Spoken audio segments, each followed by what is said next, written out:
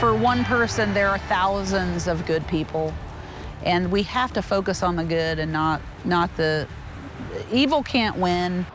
Tonight, neighbors stepping up to offer support as the investigation continues into a fire that burned part of a family's home. Thank you so much for staying up late with us tonight. I'm Amber Grigley.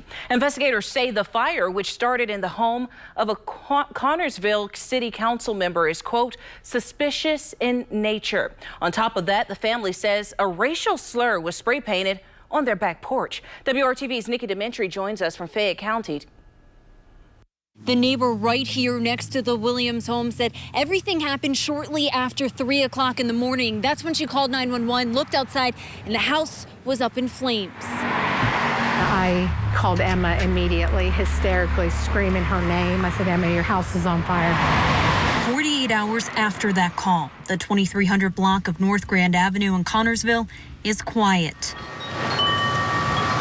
Caution tape remains at the Williams family home. Changing fall leaves on a tree in the front yard is now mixed in with burnt leaves, and pieces of the siding hang from the roof. Thankfully, the Williams family was out of town when everything happened, but their dog Roxy and cat Millie died in the fire.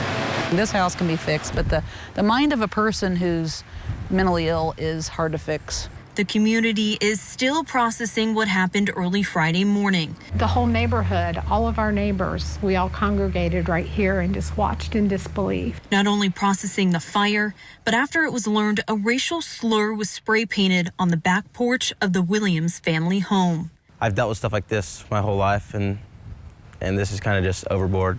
Emma Williams grew up in the city. Her children were born and raised here, right in this house. Her husband, Tommy, is a city council member.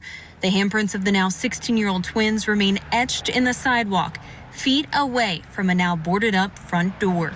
The main thing is this behavior is not indicative of our community at all. It doesn't represent who Connersville is to me. And instead of anger, the Williams family is choosing forgiveness. I have a reaction that may not be what people expect. I have one of forgiveness for whoever has chosen this.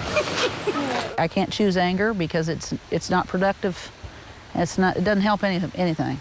Several agencies are involved in the investigation. The Indiana Department of Homeland Security says, quote, Indiana State Fire Marshal investigators are investigating this fire as suspicious in nature, but a definitive cause of the fire has not been determined. I would be shocked if I knew who did this because we don't really have enemies. In fact, I just can't. I have no idea. Around Connersville, the Williams are known as a family who lives to help others. The support of the community, Emma says, is breathtaking. Really, it's a family, and I'm not going to get that if I move.